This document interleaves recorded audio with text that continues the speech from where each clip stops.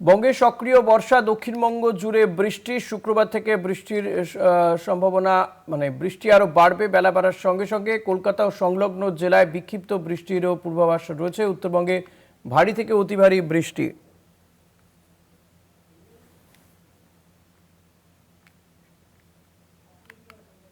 শাশ্বতী, বৃষ্টি তো শুরু হয়েই গিয়েছে, কিন্তু আর কি কি পূর্বাভাস দিচ্ছে আলিপুর আবহাওয়া দপ্তর?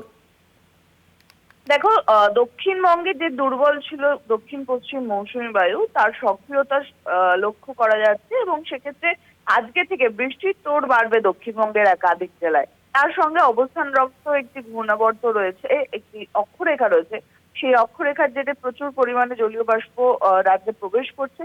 তাই দুই মিলিয়েই দক্ষিণবঙ্গে এবার বৃষ্টির জোর যথেষ্ট মাত্রায় বাড়ার সম্ভাবনা রয়েছে।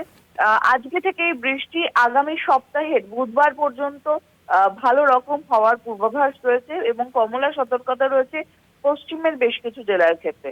সেক্ষেত্রে দুই বর্ধমান, বীরভূম, নদিয়া, মুর্শিদাবাদ, পুরুলিয়া, বাঁকুড়া এই জেলাগুলিতে 40 থেকে 50 কিলোমিটার বেগে ঝোড়ো হাওয়া বইতে পারে, বজ্রবিদ্যুৎ সহ বৃষ্টির সঙ্গে সঙ্গে।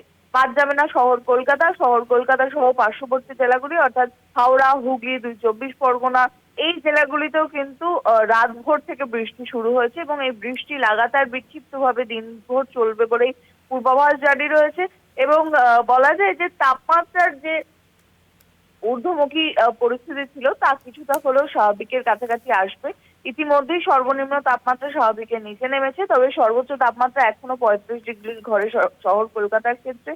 এই পরিস্থিতি কিছুটা হলেও কমার সম্ভাবনা রয়েছে এবং গরমজনিত যে অস্বস্তি জারি ছিল তার থেকে সাময়িক মুক্তি মিলবে এই বৃষ্টির ফলে।